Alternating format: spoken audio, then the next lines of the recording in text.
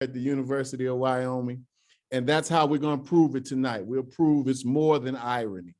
So we got a couple housekeeping things that we have to do. I see our dean is on. Thank you, Dean. I see Dr. Harvell is on, who had a great conference this week that I was able to attend, and I look forward to continue to work. I see Sister Lorette, Dr. Lorette Odom on. Good evening to everybody. We got a couple things we got to clear up, and then we're going to make way for our guest speaker today, Dr. Rik Stevenson. So I got a couple things that I just have to clear up. And one of those things, when we think about it, is what comes of moments like this. So one of the things that came of a moment like this was about 6 days ago. Toby, do you have that screenshot? About 6 days ago, Rik's picture appeared on the University of Wyoming's Facebook page. And as you see this, it says guest speaker to discuss racism as public health crisis in a UW lecture series. This is a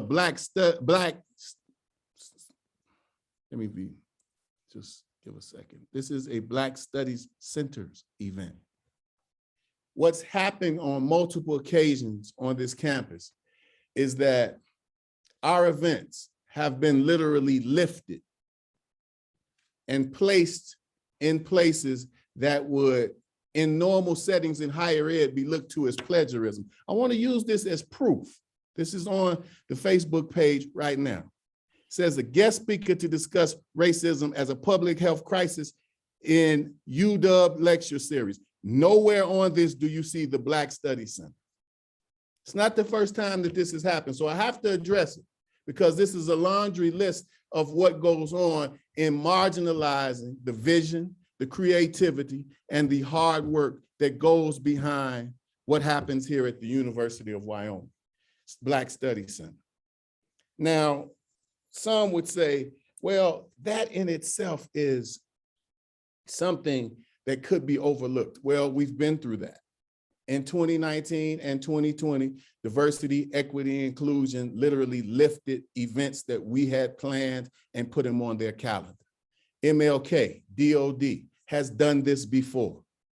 And so now, when we understand what we bring to this table by democratizing programmatic events with our vision, with our follow through, with our hard work, you can pull it down now, Toby. And to understand how important it is, in many regards, intellectual property, and that's what this is. In many ways in higher ed, that's looked to as plagiarism. So not only am I making a stand about this, I'm expecting that this said in public will bring about a change in the response to how these events are being manipulated. Well, there are not too many things that the University of Wyoming's upper brass would want to discuss about racism as a public health issue. In fact, I don't expect many of them will be on the line tonight because we're having this conversation. So let me say this from the bottom of my heart. Please be respectful. And if not, just think about the parameters of plagiarism because it's unfair, unwarranted, and we work very hard to produce a programmatic effort and endeavors that widen and democratize higher ed. And now we have become a leading voice in rural areas about what Black studies looks like and how it can unite, combine as a bridge and an on-ramp. So we will no longer permit for our events to be hijacked just for the sake of remaining quiet and not pointing these issues out. No longer will we allow for this to happen because this is indeed criminal. So I say this to say I'm ready to move along, but I had to make sure that that was said. So thinking about our lecture series and the series in itself and our academic year, 2021, 2022, is centered around the Negro question from the Mohonk Conference of 1890.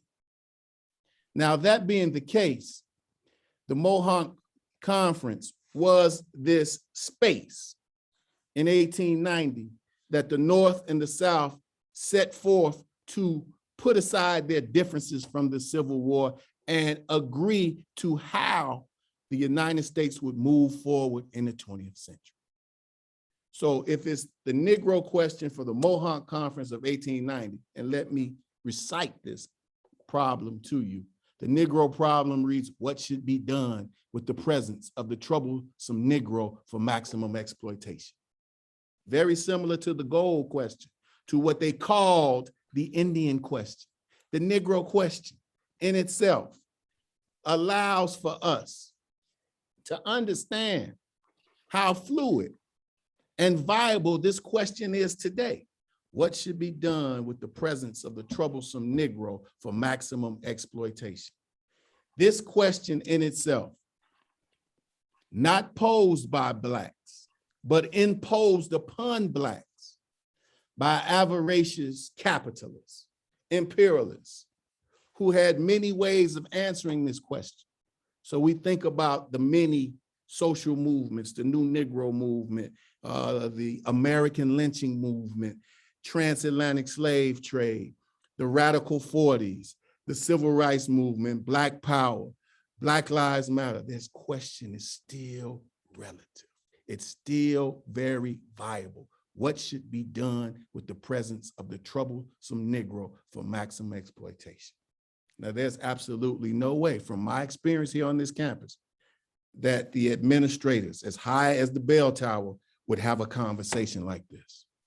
But a Black Studies Center, in process of proving what research can do and the role that Black Study Centers can play to add to filling these gaps, we're going to prove it tonight. So I want to introduce you to Dr. Rik Stevenson, whose research is on racism as a public health crisis, but he's agreed to join with us. And that looks like now the Negro question, racism as a public health crisis. So Dr. Stevenson is from the University of Florida, very well attuned to filling the holes that's left in the mainstream narrative that don't have these conversations. So without any further ado, we want to introduce Dr. Rik Stevenson. Please feel free to use the chat to converse, the Q&A for questions, and afterwards, he will answer these questions. And before we get started, last housekeeping piece is we want you to look at two very short questions and give us your thoughts in the poll. Please put them up, Toby. Please answer the questions as quickly as possible. Please answer the questions as quickly as possible.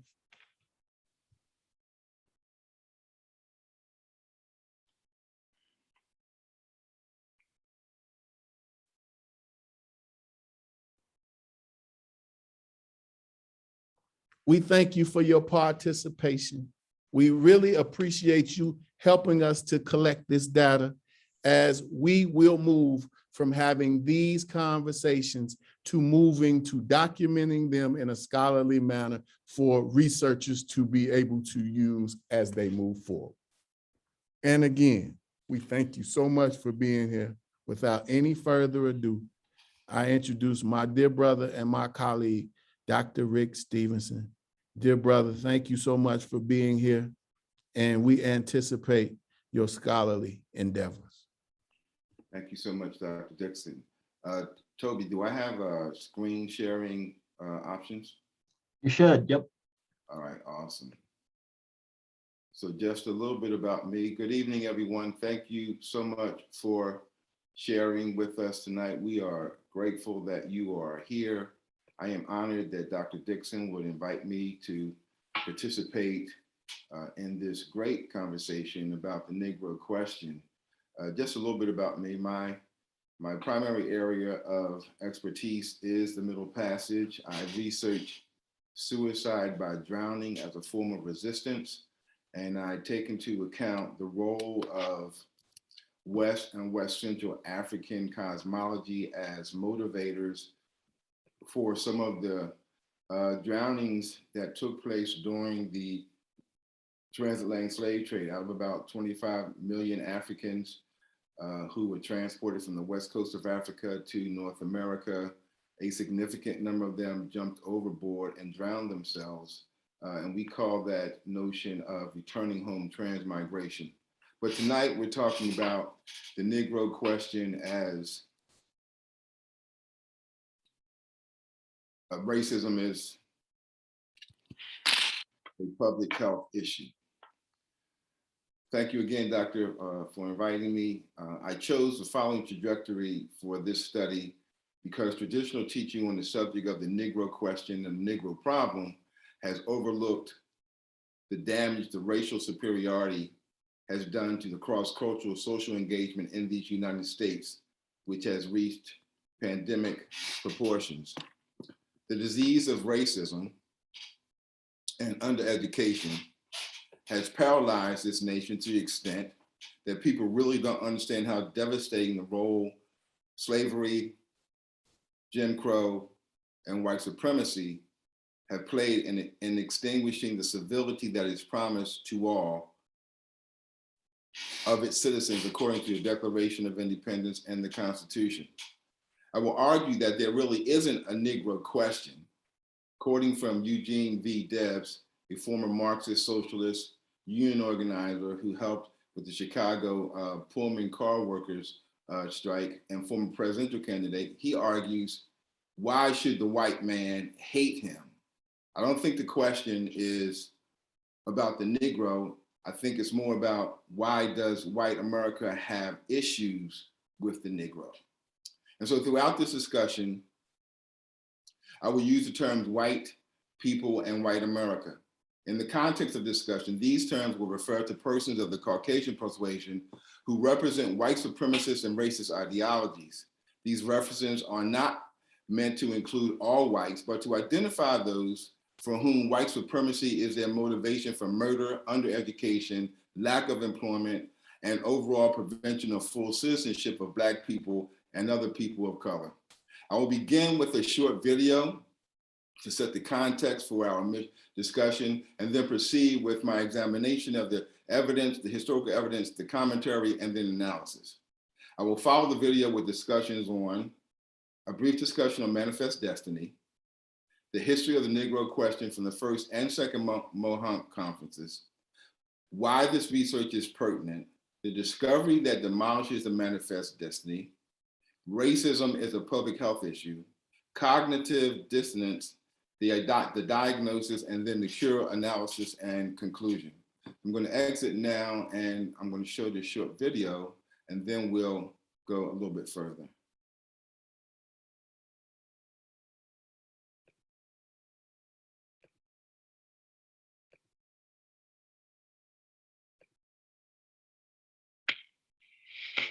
In the period following the Civil War, known as Reconstruction, the United States Congress enacted a series of laws that gave Blacks the rights of citizenship, voting, and equal protection under the law. But when Blacks tried to claim those rights, Southern whites tried to deny them. In the late 1860s, white supremacist groups began to organize throughout the South. The largest was the Ku Klux Klan. The origins of the KKK are a little bit obscure. It seems to have begun in Tennessee, certainly began among former Confederate soldiers. Initially, it seemed to be given over to pranksterism, but very quickly, the KKK becomes a rubric to describe all sorts of paramilitary and vigilante groups, some small, some large, some politically connected, some relatively ad hoc, that take it as their task to enforce the submission of the now free Black population through violent means. The Klan's presence was especially strong in Arkansas, Georgia, Louisiana, and South Carolina, where Blacks equaled or outnumbered the white population. The Klan was made up of former Confederate soldiers, some members of the Democratic Party, and those resistant to Congress's plans to reconstruct the South. They were angry that the Republican Party, who held the majority in Congress and were the ones pushing for civil rights for Blacks, were forcing these changes by controlling Southern state governments against the will of white residents there. Klan members terrorized Blacks in church, at the polls, and in schools. They intimidated teachers, forcing them to stop teaching Black students. They used threats of violence to keep Blacks from leaving plantations. And then the threats became real.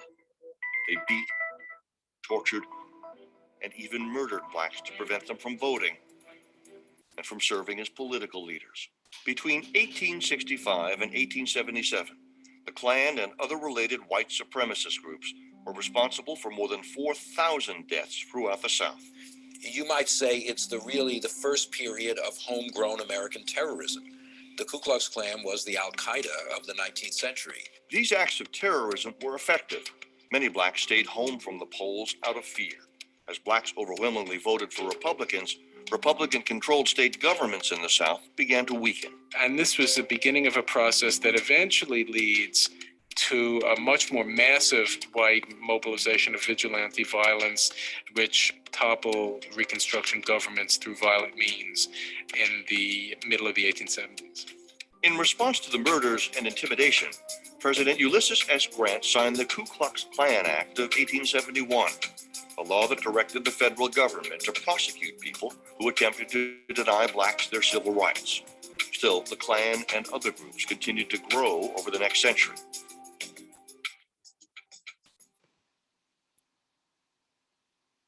So as we can see, even today, the issues that we had encountered,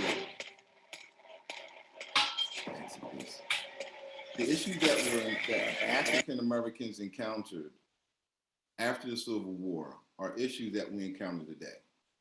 It is still a very robust and vehement approach by white America and white Americans to prevent African Americans from participating wholly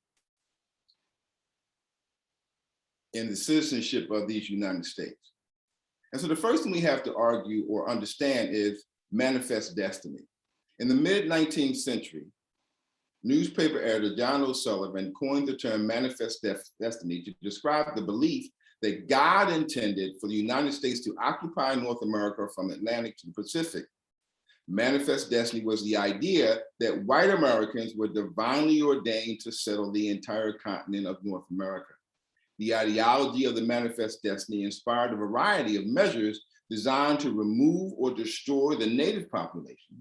And US President James K. Polk is the leader most associated with manifest destiny. Manifest destiny inflamed sectional tensions over slavery, which ultimately led to the Civil War. And that same ideology still continues today, where many white Americans assume that it is their destiny and their right to rule and lead, and that they are superior. And though the term was new, the ideas underlying it were much older. Dating back to the first colonial contact between Europeans and Native Americans, the ideology that became known as manifest destiny included a belief in the inherent superiority of white Americans, as well as the conviction that they were destined by God to conquer the territories of North America from sea to shining sea.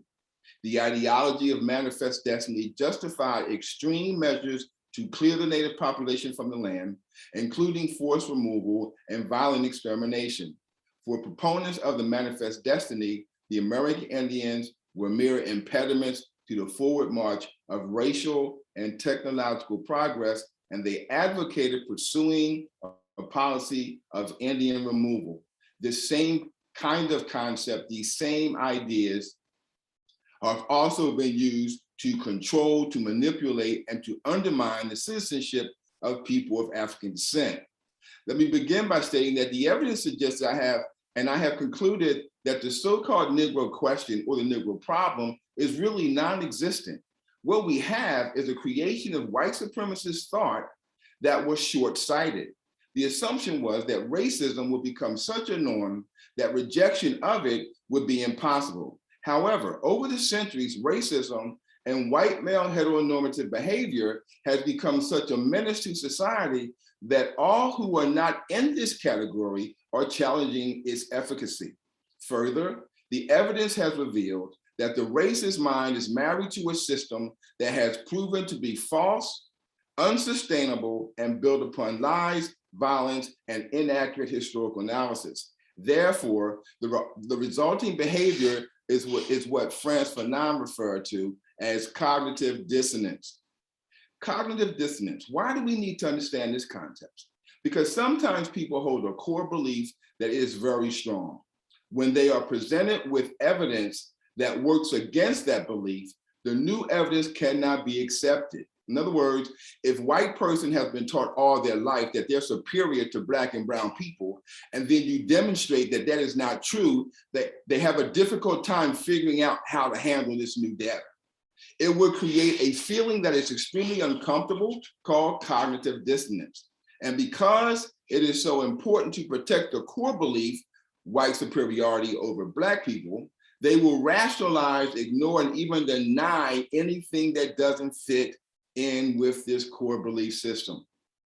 So what is the history of the Negro question? Where did it come from? What was this debate? Well, first of all, it was racially motivated education.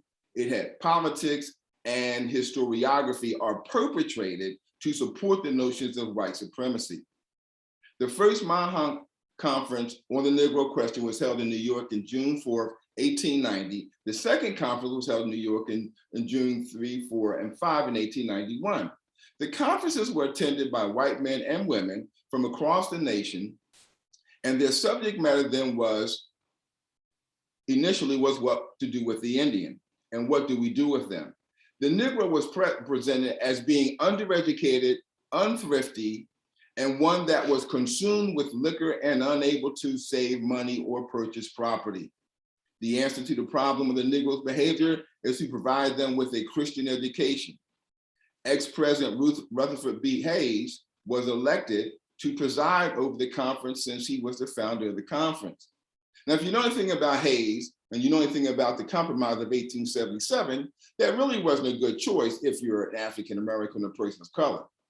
Rutherford B. Hayes, a Republican, lost in 1876 the presidential bid to Samuel Tilden, but he was awarded the presidency if he would sell out the Negro and end Reconstruction. This portrayal was called the Compromise of 1877.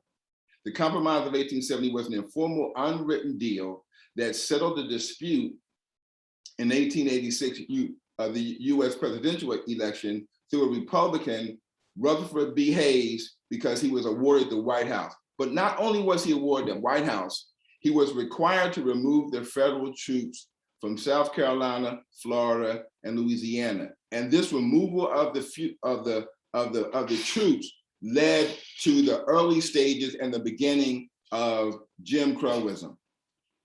This betrayal ended the Reconstruction and was foundational to the beginning of the Jim Crow era that was enforced by the KKK and the White Citizens Council. As I mentioned previously, the question here is not about the Negro.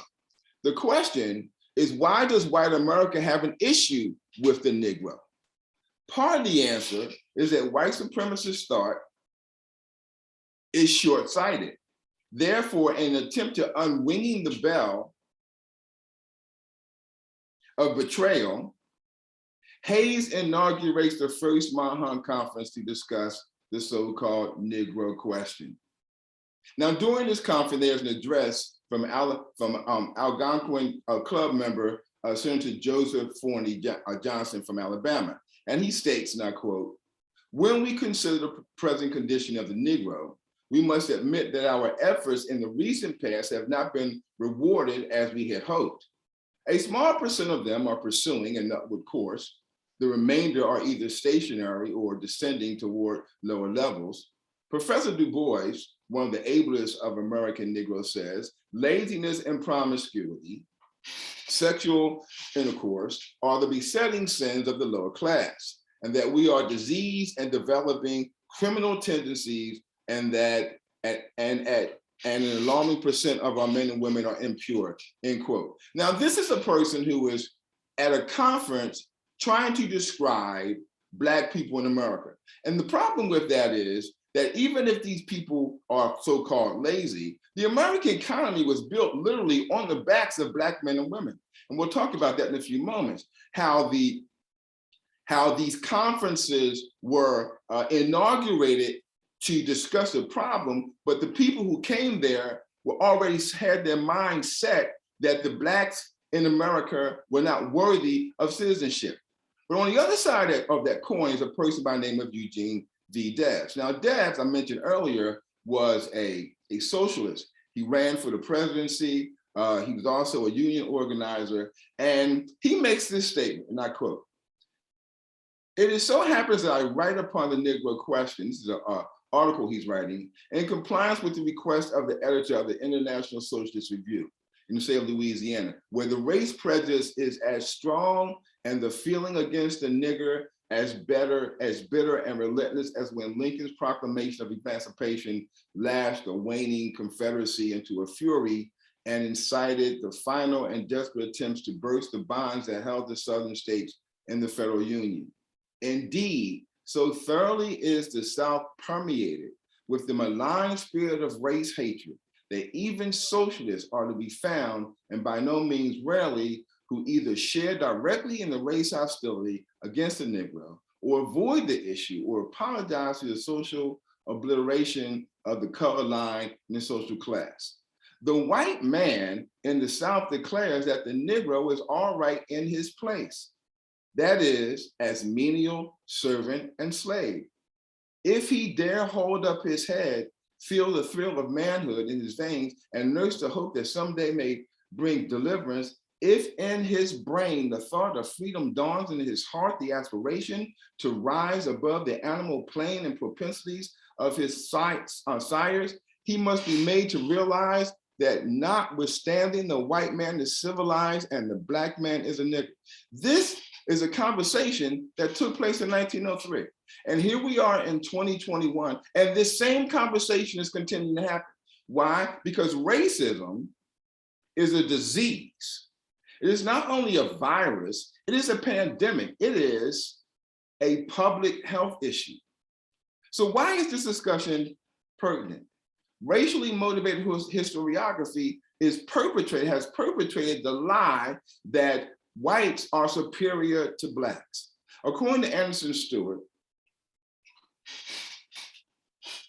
who is a co-author of a book entitled The Introduction to African American Studies, he and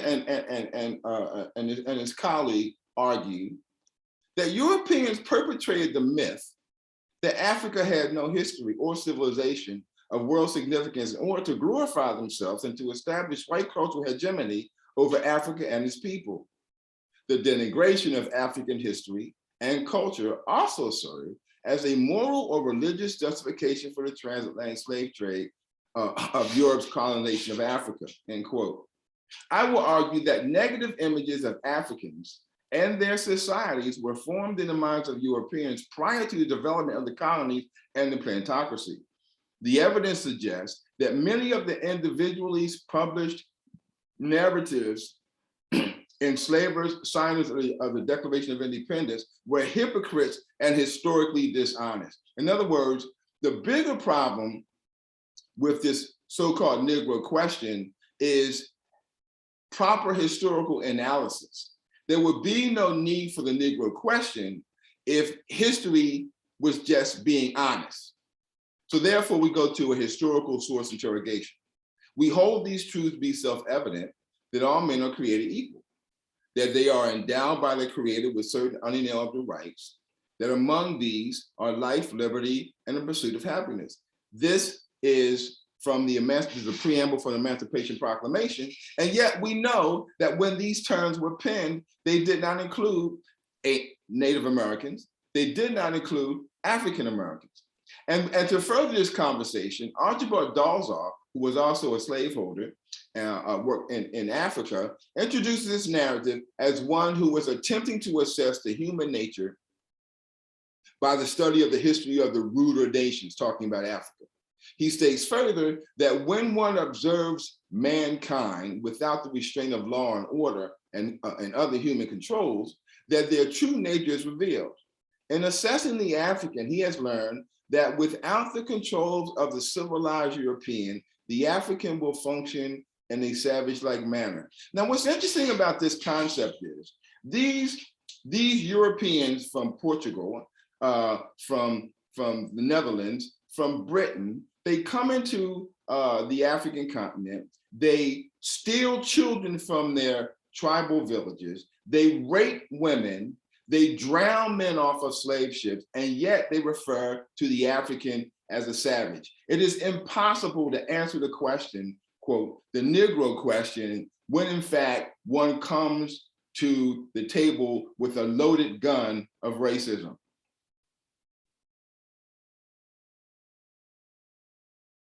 In the Richmond Examiner, Joseph Priest wrote, and I quote, "The plain and inevitable deduction is this, that the Negro is totally distinct race from the Caucasian, that the Negro is a connecting link between a man and a brute creation, and that the Negro is designed by nature to be subordinate to and dependent upon the white or superior races, that the Negro race is the result of a different act of the creator from that which originated the Caucasian, and is consequently beyond the scope of those abstract axioms which declare that all races are of one blood and have equal rights, natural, social, and political." What Josiah is trying to argue is that there are two different species of humanity and that the Negro is not part of it. And yet, as we will see later, in 1987, scientists proved that the first person who was ever created was a Black woman, and that all of the races and all of the nations and all of the cultures have their substance and have their essence and have their origins in Africa. And again, I ask, is there a Negro question, or is there an issue with the Negro by white America?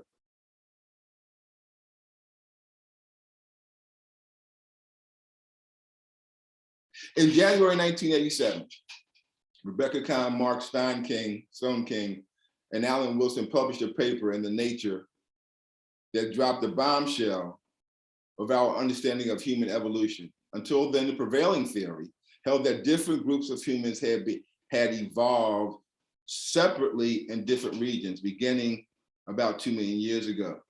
Their groundbreaking work revealed all humans carried mitochondrial DNA in their cells that dated back to the single woman who lived 200,000 years ago. This woman was dubbed Mitochondrial Eve. Though their research was initially met with tremendous controversy, the death knell of the multi-regional hypothesis had already been struck.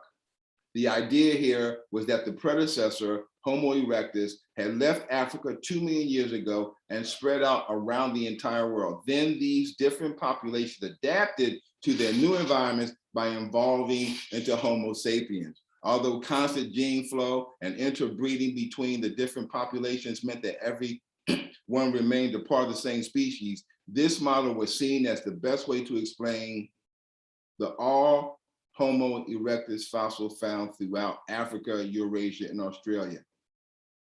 The discovery of mitochondrial Eve gave crucial support to the recent African origin model, which held that modern humans only evolved once, most likely in East Africa, somewhere between 150,000 and 200,000 years ago.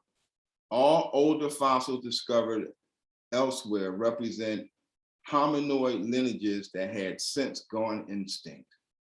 And while we've recently seen some strange fossil findings that could complicate the picture yet again, the basic tenets of the recent African origin model are now well established. White supremacy and racism is a lie. There is scientific evidence that will demonstrate and support the notion that the first humans were African. They were not Caucasian. And so where do we begin when we're trying to, again, deal with this issue of manifest destiny and white superiority?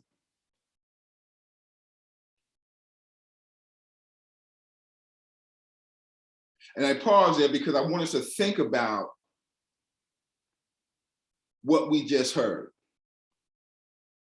that for decades, for centuries, there has been an argument that Europeans were superior based on skin color.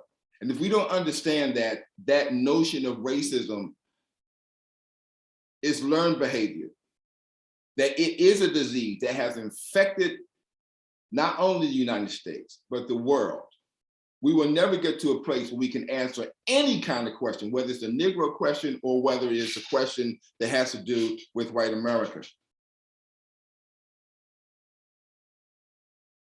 So racism is a public health issue. Public health is the science of protecting and improving the health of people and their communities.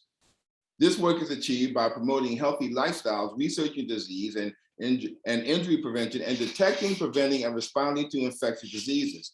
Overall, public health is concerned with protecting the health of entire populations. These populations can be small as a local neighborhood, or as big as the entire country or a region in the world. The recent COVID-19 pandemic has provided us with a firsthand look and experience of a public health crisis or issue. COVID-19 has caused millions of deaths worldwide and is not over yet. COVID is also reminds us of racism, segregation, greed, and dishonesty that prevails as one of the main reasons for its continual spread and devastation. In the same manner, racism educator Jane Elliott refers to racism as a disease. I suggest that racism is a living, breathing virus that has and is infected our nation in epic proportions.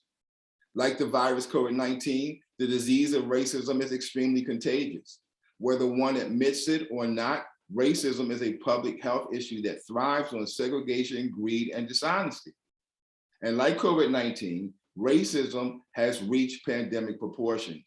The problem, however, is that the world in general, and America in particular, has been governed by people who relish and benefit from the effects of the illness of racism, and they are not in any hurry to find a cure. Quoting from Eugene Debs, we can see some of the origins of the disease of racism when he says, and I quote, "As a matter of fact, the industrial supremacy of the South before the war would not have been possible without the Negro. And the South of today would totally collapse without his labor. Cotton culture has been and is the great staple, and it will not be denied that the finest and superiority of the fiber that makes the export of the Southern states the greatest in the world is due in large measure to the genius of the Negroes charged with its cultivation. The whole world is under obligation to the Negro, and that the white heel is still upon the black neck is simply proof that the world is not yet civilized. The history of the Negro in the United States is a history of crime without parallel. Why should the white man hate him? Because he stole him from his native land, and for 2 centuries and a half robbed him from the fruit of his labor, kept him in beastly ignorance, and subjected him to the brutal domination of the lash, because he tore the black child from the breast of its mother and ravished the black man's daughter before the father's eyes, end quote. Debs is arguing that the very foundation of the American economy is built on the backs of the Negro. That if it were not for the genius and the ingenuity of black farmers, black cotton pickers, the American economy would have suffered drastically. But because of cognitive dissonance, because it is some people are unable to reconcile a new set of facts or a true set of facts, we have this discontent and this disarray in the United States. The term cognitive dissonance is used to describe the mental discomfort that results from holding 2 conflicting beliefs, values, or attitudes. People tend to seek consistency in their attitudes and perceptions so that this conflict causes feelings of unease and discomfort. This inconsistency between what people believe and how they behave motivates people to engage in actions that will help minimize feelings of discomfort. People attempt to relieve this tension in different ways, such as by rejecting, explaining away, or avoiding new information. Sounds like the argument about critical race theory. Thus, the reason for the negative conversation around the topic of critical race theory. The challenge presented by CRT is to examine the primary source data of the founders and government leaders from the past to see if the test of CRT is true. There are three basic premises. Is racism normal in America? Sure it is. The first premise in critical race theory is racism is normal. The second tenet is race is a social construct. Sure it is. Somebody created this notion of race based on skin color. And three, interest conversion or material determinism are essential concepts to the American social class. Interest conversion says something like this. I'm just going to kind of modify it, simplify it. Elite whites, middle class whites, and poor whites will all vote for the same thing as long as it deprives Black and brown people. There are poor white people, some refer to as white trash, who will vote against their own issue, their own concern, to vote alongside their white counterparts, even if it harms them, but it diminishes the ability of Blacks and browns or immigrants to move forward. That's what interest convergence is. It is the converging of their interests, even though it may be detrimental to them. History forces us to deal with issues that are uncomfortable. We'd rather believe a lie or a myth than deal with the truth and undeniable facts. Going back again to Debs, he's talking about now, he's trying to show us what interest convergence looks like. He said, and I quote, "At Yoakum, Texas, a few days ago, leaving the depot with two grips in my hands, I passed 4 or 5 bearers of the white man's burden, perched on a railing and decorating their environment with tobacco juice. They're sitting on a fence and they're spitting tobacco out. One of them, addressing me, said, 'There's a nigger that'll carry your grips.' The second one added, 'That's what he's here for.' And the third chimed in, 'That's right, by God.' Here was a savory bouquet of white superiority," Deb says. "One glance was sufficient to satisfy me that they represent all there is to justify the implacable hatred of the Negro race." He says they were ignorant, lazy, unclean, totally void of ambition themselves, the foul product of a capitalist system, and held in lowest contempt by the master class, yet esteeming themselves immeasurably above the cleanest, most intelligent and self-respecting Negro, having the reflex absorbed the nigger hatred of their masters," end quote. There's a book I read about 30 years ago called Remote Control, TV, The Manipulation of American Life. And in this book, there was a journalist who was traveling around the country trying to understand how America was dealing with the civil rights movement. And so the journalist asked this poor white man who was unemployed, he hadn't had a job for a couple of years, he says, "So how do you feel about the Negro trying to get a better education and better jobs? And what do you think about what's going on in the country?" And this white man says, "I haven't worked in several years. I'm homeless, but I thank God I'm not a nigger."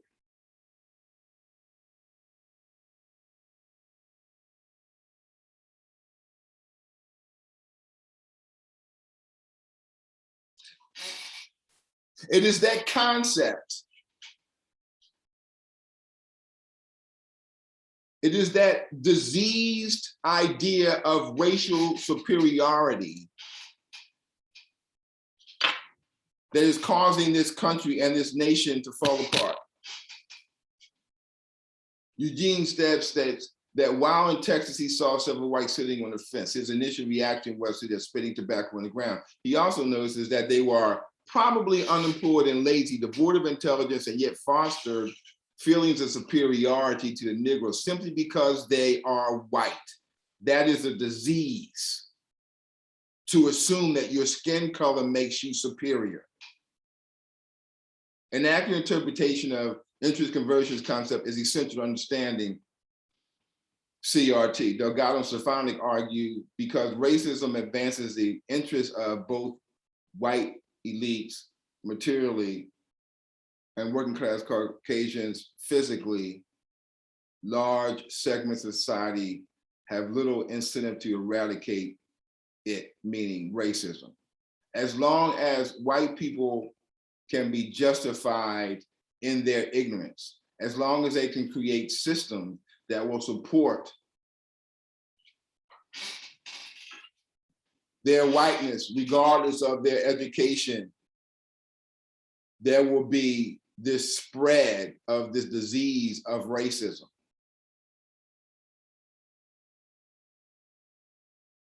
Because what they fail to realize is in America, rich white people don't like poor white people either. They just get a pass because of their skin color.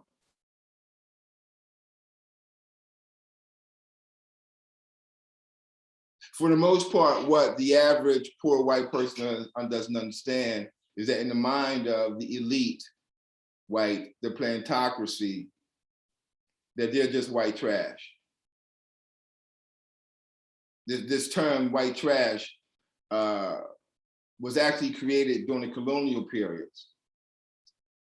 The words rich whites and poor whites are like benefit from the privilege of being white, therefore the eradication of racism is not a priority. The reason that we have this struggle right now, that even those who would benefit from coalition and fusion with Black and brown people is because they have been infected with the disease of white supremacy. I'm going to skip a couple of these slides. I'm going to get to the end. So what is the diagnosis? The purpose of a diagnosis is to identify the nature of an illness and the other problems by examining the symptoms. When we first heard about COVID-19, the diagnosis was that it was not a problem and we had it under control. But science tells us that an early diagnosis of the early diagnosis of a disease is crucial to its containment and spread prevention. Likewise, when diagnosing racism, it is important to identify the symptoms early by differentiating between the terms race, being a racist, and racism. By making this distinction, we avoid prescribing a cure for the wrong illness. For instance, the term race is a social construct that was created as a means of separating so-called superior groups of people from those considered to be inferior by visual distinctions. This is also one of the tenets of critical race theory. However, there is no science that proves that skin color or race has any physical, genetic, or intellectual value. However, to dismiss this notion of race as some kooky idea would be disastrous. This socially constructed idea of race has far-reaching economic, social, and communal implications. The first question we need to consider then is, what part did the invention and development of whiteness play in the construction of what is closely described as being an American, and how does race play into that designation? Now I want to stop here for a minute and see if there's any questions or comments, and then I'll come back and I will conclude. All right. Yes, sir. We do have questions, and I want to get to one of the questions that was posed. If the ideology of white supremacy and the practice of racism shaped the Negro question, how was this question answered in the field of education? First part. And how has the Negro question influenced present-day school policies, programs, and practices? Now, that's at least two questions there, Dr. Stevenson. How about you go with the first one if you like to do it in inverted order? Works for me. Tell me if you need me to read it again, dear brother. Let's do with the first question first. The question was, how has education... Let me read it. First question, if the ideology of white supremacy and the practice of racism shaped the Negro question, how has this question answered? How has this question been answered in the field of education? Well, I would argue that it really hasn't been answered in the field of education. As a matter of fact, one of the problems with American education is it does not answer that question. If you know anything about the United Daughters of the Confederacy, they controlled the textbooks that were composed from the mid 1800s, all the way up to the 1970s. And many of these textbooks, especially textbooks about American history and the Civil War, argue that the Civil War was about states' rights and not about slavery. And so the educational system has never been designed to improve. The educational system in America has never been designed to improve the mind of African Americans or of whites, but to stymie them. As a matter of fact, the assumption is that Black people aren't intelligent enough to learn as whites, and therefore controlling the amount of data they have access to and their school systems has actually hampered our ability as a community to grow faster and further in these United States. Okay, agreed. I think there's a way to look at what Dr. Carter G. Woodson would have said when he talked about the miseducation of the Negro, when we believe that part of what his theory says compared to that first question. Second part of the question, and how has the Negro question influenced present day school policy programs and practices? Would you? The Negro question, how has the Negro question influenced today? Well, again, I think part of the influence is this argument that promotes a lie about critical race theory. If anything, the purpose of a good education is to get as close to the primary source data as possible. And a good education wants to be able to examine data through a lens that does not use alternative facts, but takes us to the truth. And again, going back to what you said about Dr. Carter G. Woodson, Dr. Carter G. Woodson's argument primarily was that if you control the way a man thinks or a person thinks, you can control their behavior. But he also said this, that one of the bigger problems was that Black scholars were teaching Black people to see themselves as inferior. And what we have to be able to do, as Marimba Ani argues, is not to allow the white universities or the PWIs to teach us to think the way they think, but use an Afro-critical or Africana-critical theoretical framework to examine the data, where we bring Africans from the periphery of the conversation to the center of the conversation. Absolutely. How would you like another question? Sure, go ahead. Okay. When faced with racially charged conversations in the workplace, church, social gatherings, etc., how would the presenter recommend one, begin the conversation designed to open the mind of those with a narrower perspective of the world? Okay, let's begin with the church. Now, having been a pastor for over 30 years, graduating from seminary, exegetical methods and hermeneutics are very important. And if you study the scriptures, if you believe the Bible to be true, or even if you just believe it's a narrative, if you look at the book of Genesis, you will discover that in Genesis chapter 2, there are 4 rivers mentioned in that book. There's the Pishon River, the Gihon River, the Tigris, and the Euphrates. And if you know anything about Africa, the Pishon and the Gihon are the Nile rivers that run through Egypt. So no matter where the Garden of Eden was, it was closer to Africa than it was to Europe. And so we can argue from the scriptures, whether you believe the text or not, even if you believe it's fiction, there is still geographical data there that gives us some impression, the impression that the first persons were people of African descent. The second thing I would say is I wouldn't argue with someone who's not willing to listen. I think that we spend a lot of time arguing with people who don't want to learn. It's better to, I think, engage in a conversation with an individual who at least has the capacity and the desire to hear what you have to say, so that you can at least plant some seeds. Because one of the things that happens whenever you're trying to deal with people who are trying to learn, we have to understand that we may not be the person who sees the growth. We may just be the seed planter. And so sometimes getting into an argument will preclude the ability of helping that person to grow, rather than bringing them closer to the truth. Okay. Well put. Did you want to go back, or did you want to go back to questions? Yes, I want to go back. I want to get that because I'm almost done. All right. Okay, Okay. I'm almost done, but I want to go back. So I just want to make sure there were any questions out there because I knew I was trying to get through kind of quickly. So going back, the question becomes,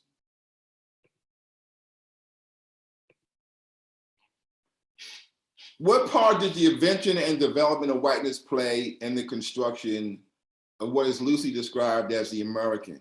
In a speech given by Thomas Jefferson in 1788, we encounter the nexus of white supremacist thought. This idea of white superiority took root in the minds of plantation owners and has from that time on fueled a disease that has affected our nation and the world even until today. Thomas Jefferson states, and I quote, "I advance it therefore as a suspicion only that blacks, whether originally a distinct race or made distinct by time and circumstances, are inferior to whites in the endowments of both body and mind.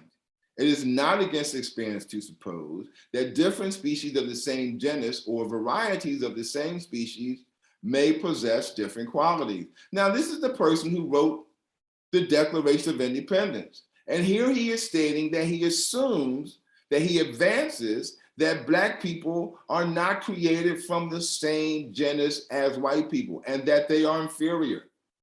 Now, the further problem is there were scientists and doctors during that time who tried to use science to support this argument as well. Samuel A. Cartwright, an 18th century physician, suggests that Blacks were suited for slavery, and thus when they attempt to escape, these escape attempts were a form of a mental illness called drapetomania. Thus, the infection of racism has been slowly pumped into the respiratory system of our society for centuries, depriving us of our air of freedom, liberty needed to live in harmony. Being a racist, however, is a little different from the social construction of race.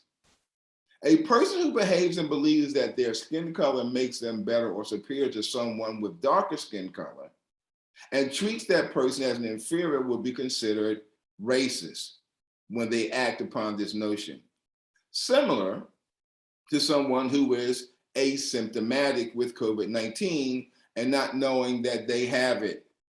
There are those who behave like racists and don't realize it. Their behavior has become so normalized that they think nothing of making inappropriate or microaggressive comments with no sense of the offense of their words that their words may have. For instance, someone will say, you know, you really are attractive to be so dark, or you really are articulate to be an African American. I play tennis, and I was on a tennis court one time, and I was, you know, I've been playing for about 30 years, and one of the guys asked me how old I was, so I told him, and he said, "Man, I can't believe that you're that old." He said, "You people just don't get old, do you?" Now that was meant as a compliment, and I don't think that he meant to be racist, but that was as microaggressive as you can, and that's what I meant by asymptomatic. That one can behave in a racist manner, and because no one challenges one on it, it becomes normal. And then finally, racism is systemic. Racism is an institutionalized system of oppression. The problems we face in America are primarily, one, the conflation of these terms, race, racism, two, the undereducation about how these issues began, and three, an unwillingness to admit and acknowledge the facts. We call that cognitive dissonance. Because racism is an institutionalized system of oppression. It generates the power to control and dictate where people live, how they live, and in some cases, how long they live. So what's the prognosis? The prognosis is like the likely course of a disease or ailment. Like any disease, a thorough examination of the causes and symptoms are required in order to find or create a cure. The prevention and annihilation of a disease requires all hands on deck. But just like there are those who don't want to wear a mask to prevent the spread of COVID, there are people who won't wear the mask of love, honesty, equality, and conciliation in order to stymie the spread of the disease called racism. There are some people who prefer being carriers of the disease of racism than participating in the cure. Like COVID-19, there are people in this country who don't realize that they are sick and that the disease of racism has reached pandemic proportions for over 400 years. For too long, white America has wielded absolute power over the lives of its people. It's time to challenge the power structures on all fronts, from the ivy towers of the academy, to the health and medical systems, to the political structures that seek to advance the desires of the wealthy. We can no longer stand by and be shuffled like cards in a deck. If we don't move the power structures, they will not move. So what's the cure? We all need to be vaccinated. You've heard the term herd immunity. We must remove the fear of being displaced or replaced from the minds of white America. And I want to put a pin in that because sometimes I get tired of having to explain to white people why Black people do what they do, why brown people do what they do. Sometimes you have to do your own research, your own analysis. But I think it's important that white Americans don't get into their minds that if Black and brown people were in control, that we would do to them what they did to us, because that's not a part of our ethos. We don't think like that. That's not a part. Obviously, there are people in every group that will go left or right, that have certain behaviors that are outside the line. But for the most part, people of color are very forgiving. And herd immunity is resistance to the spread of any infectious disease. We all need to be vaccinated, not just Black people, brown people, Asian people, Caucasian people, Latin people. Everyone needs to be vaccinated. We all need to understand that racism is an illness. It is a sickness. The first dose towards immunity is to do a self-inventory. How do you feel about people who don't look like you? How do you treat them? Are you willing to have a conversation with someone who is of your race, your culture, your background? The second dose is self-reliance and self-determination. We as a people, those of us who are under the oppressive hand of white supremacy, we have to stop relying on the oppressor to give us freedom. And the third dose is a redistribution of power. We cannot rely on the oppressor to not be the oppressor. We have to correlate. We have to fuse. We have to come together as men, women of different cultures and different backgrounds and different religious views so that we can live in harmony. Lord Acton stated, power corrupts and absolute power corrupts absolutely. Frederick Douglass said in 1857, power concedes nothing without the man. It never did, it never will. Find out just what people will quietly submit to, and you have found out exactly the measure of injustice and wrong which will be imposed upon them, and these will continue until they are resisted with either words or blows or both.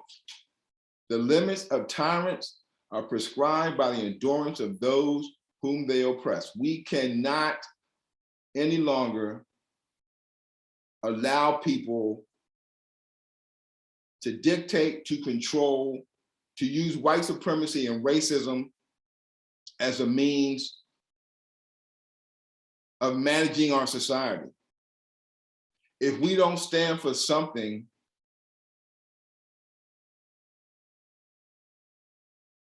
we will fall for anything. Thank you.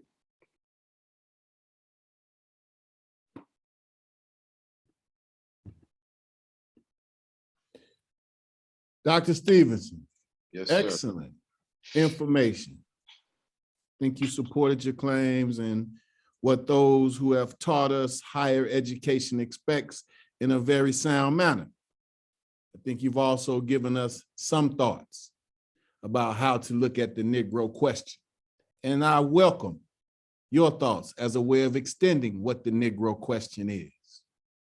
And I have to say that Frederick Douglass also said, America is false to the past, false to the present, and solemnly binds herself to be false to the future. So we got questions. Can we get to a couple more? Sure. All right. So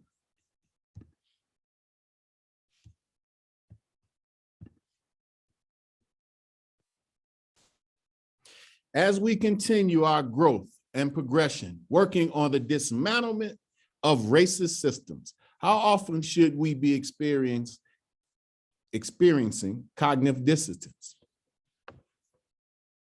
Say it one more time. As we continue our growth and progression, working on the dismantlement of racist systems, how often should we be experiencing cognitive dissonance? Yeah. You know, I think that depends on the individual. Cognitive dissonance is an individual approach to new data. It is unwillingness to take new information and change your mindset. Let me give you an example of what I mean by that. So you have a young person who grew up in West Virginia, and all his or her life, he has been taught that Black people are inferior. And then you have someone who graduates from Harvard, graduates from Columbia, becomes the president of the United States, and they happen to be African American. And that person from West Virginia still can't believe that that person was smart enough to be the one who graduated from Harvard. He has the inability to recognize that the skin color of this person who graduated from Harvard this person did not get there just because of his skin color. He didn't get there because somebody gave him a step up. He got there because he worked hard and he understood the concepts. The West Virginians still cannot believe that and will not allow that person to be equal because his skin color says in the mind of the West Virginia that he's inferior. That's cognitive dissonance, where you will not allow new information to change the way you see the world or those individuals. And you can't control that. Okay. We got comment. Racism exists in many forms in our American society. It can be apparent as well as inherent. There are also times when it catches us totally off guard and appears in places that you think it shouldn't be. We live in a society that is a melting pot, so to speak, of many different religions, cultures, socioeconomic variances, political proclivities, ethnic differences, and people groups vying for human rights. With that being said, within our society, why should the white man or those who feel superior proclaim to feel that the Negro is a problem unless there's a fear associated with their feelings or identity as far as the Negro is concerned and their own cognitive dissonance? I think that you just hit on the nail. Hit the nail on the head. The fear is that if there's a shift in power, that they will be replaced. Let me give you an example. One of the reasons that the Black Panther Party of the 1960s was so dangerous in the mind of Hoover was not because they carried guns. It was because they had the ability to coalesce with poor whites, poor Hispanics, and poor Blacks. What the dominant culture in America is fearful of is coalition. Well, how do we know that? Because the same thing happened in 1669 with the Bacon's Rebellion. Poor whites, poor Indians, poor Blacks come against the plantocracy. And so the fear then is not simply an uprising of people of color. The fear is the correlation of all these different groups that will then come against the plantocracy or the elites. But again, I think the problem with white supremacy is the assumption is in order for me to maintain my supremacist perspective, I had to be violent. I had to lie. I had to be dishonest.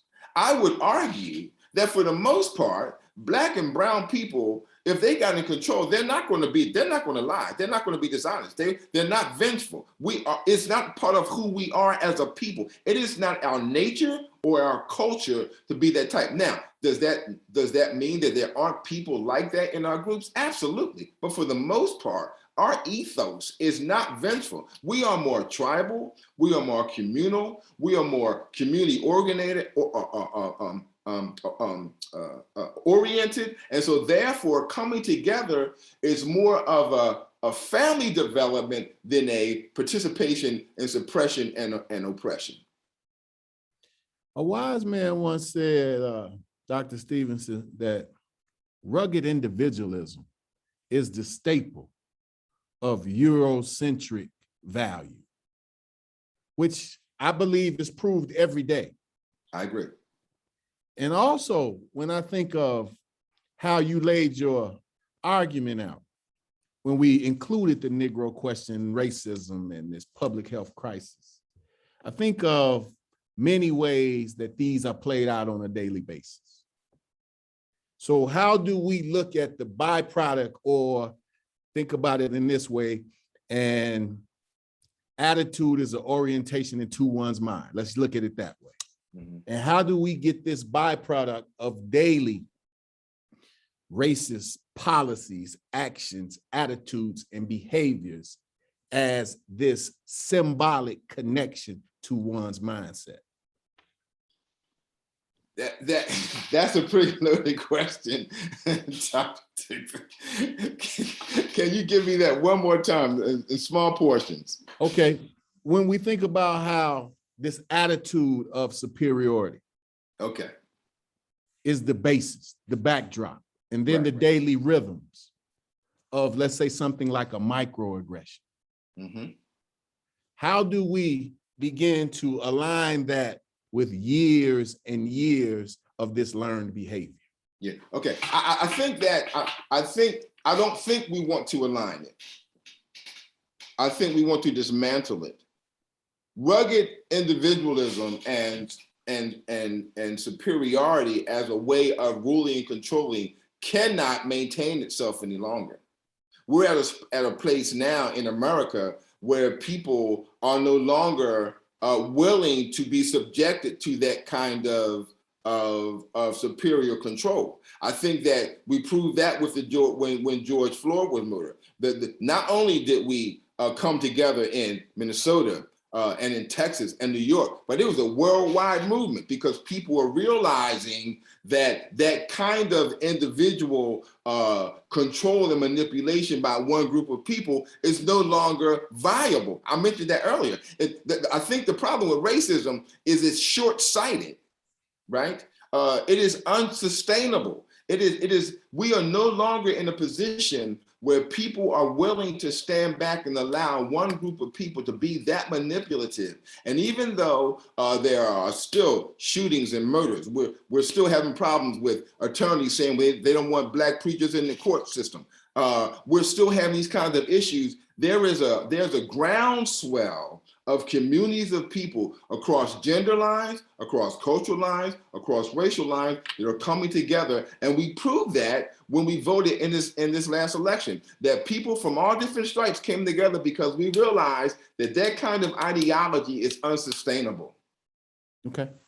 So in a very straightforward and practical way, 11 white jurors, if you will, 11 white jurors, one Black juror in Georgia today. Yeah. So for those of us who lack this undergirding of belief in the change in what can happen. Yeah. How do we make sense of that? Yeah. What should be done with the presence of the troublesome Negro for maximum exploitation?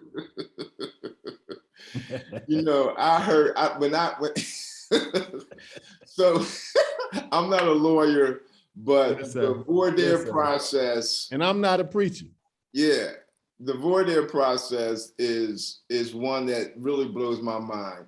And to be able in Georgia to select a jury of 12 and only one Black person, just it's unfathomable.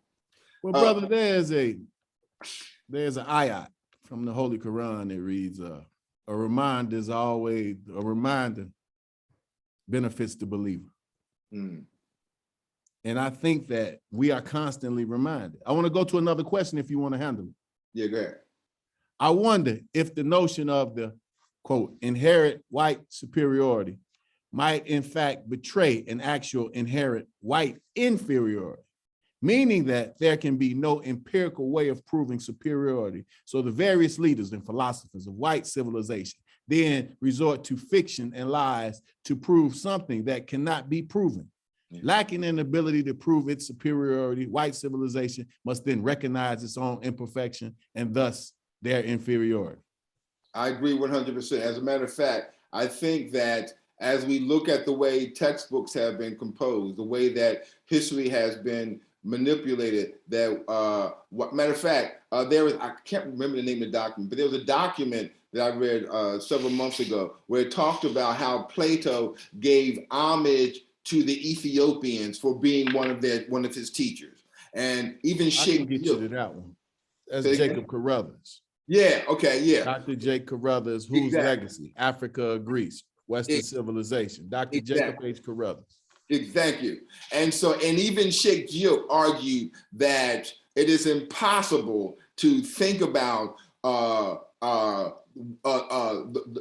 human race and intellect and scholarship and architecture without looking at the African first. And so the problem, however, is, I think, part of the problem is, at least in Africa and many places, we were a people that maintained our history orally. And so therefore the griot and the ability to transmit our history was locked into the personality. As a matter of fact, there was a book that was written back in 1700s called by Saint-Yabos and Langlois called What is History? And they argued where there is no documents, there is no history. And the assumption is if you don't write it down, it didn't happen. And so even though the Egyptians were known, if you look at the hieroglyphic, they were known for writing, we still have a culture of maintaining our history orally. And so therefore, when Europeans began to compose history and write it down, they were able to put in the books what they wanted and they controlled the narratives.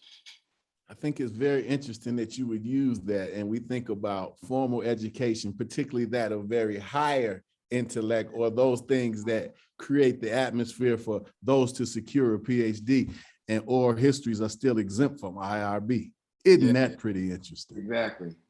All right, we got one more question that is a two-part, and I think we can wrap it up if you'll just take those. Pretty straightforward question. Okay. Do you believe Jim Crow is still alive today? One. And if so, do you think it will last for the rest of our lifetime? Take us home. I think Jim Crow has nephews and nieces and grandchildren. And though he's wearing a different suit, Jim Crow and white racism and white supremacy will always be a part of the fabric of America. And that's what Derek Bell argues in Critical Race Theory, that racism is normal. It is not an aberration. It is a part of the American culture. And the only way that we're going to get by that, I think personally, is if everyone dies and we start all over again, because it is so much a part of the fabric of what it means to be American that it will never be completely dismantled. I would agree that there is so flexible and it has this durability, and it is supported in many ways by those who are sent forth to dismantle it in many ways. Mm-hmm. So I think that it indeed has a shelf life that is indeed coming to an end. I do believe that portion of reality. So when I think about you laying this out for us, I had a vision that this would end this way. And I want to thank you for your scholarship. I want to thank you for your work and your diligence. And very straightforward, I want to thank you for the brotherhood. You never said no when I asked you to come out. I appreciate it. And we understand that it's very important to have this conversation. I want to kind of go back to the very beginning. There was 6 days ago a post to the UW Facebook page that said this was a lecture. That was a lecture from the UW lecture series. I've been here for just a brief amount of time. And if it doesn't come from our thought, from the Black Studies Center, absolutely, I find it incredible to believe that those in control and upper brass would have this conversation this way. So I have to, again, restate my claim that these are very important conversations. And the vision, the creativity, the implementation, the hard work that it goes on to this is intellectual property. And we're claiming it. This is Dr. Stevens' way of adding to the mainstream narrative. And it's unforgivable that anyone would be able to say that this is their property. And I'm completely dedicated to continuing these conversations. And as we say, so far, so good. Now, thank you for all of you all who came. There's no way that we could have this conversation without you, and we thank you so much for attending. And to everybody who showed up, Hotep, that means to come and go in peace. My brother, thank you. My pleasure, man. Thank you. Always a pleasure. As Chuck D said, bring the noise. Okay. Hold on a second. I think we got folks leaving off. Okay. Excellent questions from everyone as well. Yeah. Dr. Harvell, we see you. Kayla, thank you so much. Thank you all who came out. Dr. Jeffrey Lee, my man, thank you. You said you'd be here. We appreciate it. We're going to bring you out. Dr. Colbert, thank you. Max, thank you.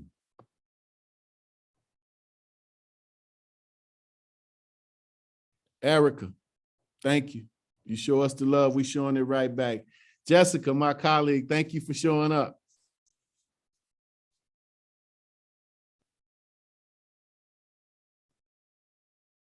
Brother, very enlightening. Well, thank you, man. Very solid. Appreciate it. More forms in this particular vein. Yeah. Brother, you can't say that the rural areas in Black studies does not exist. Yeah. Yeah. Thank you.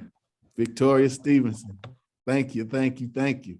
That's my wife, man. I got that part.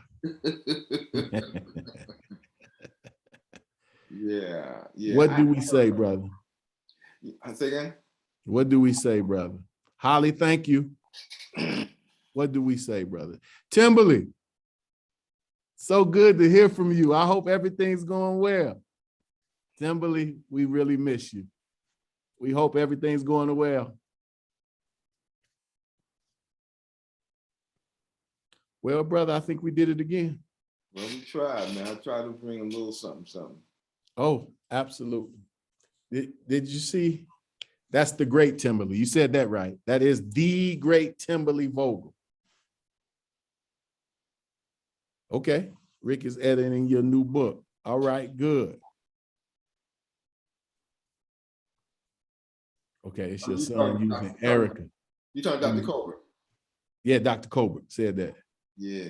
Going well in Texas. We want to see that. Let me know what I can do. I could probably help you with a lot, but not that stats class. That ain't gonna happen. Well, brother, My daughter-in-law is the one here. good. It's one way to look at having these conversations. But brother, did you see the picture that was literally swiped and then said it was their event? They do this to us so many times that I've had private conversations and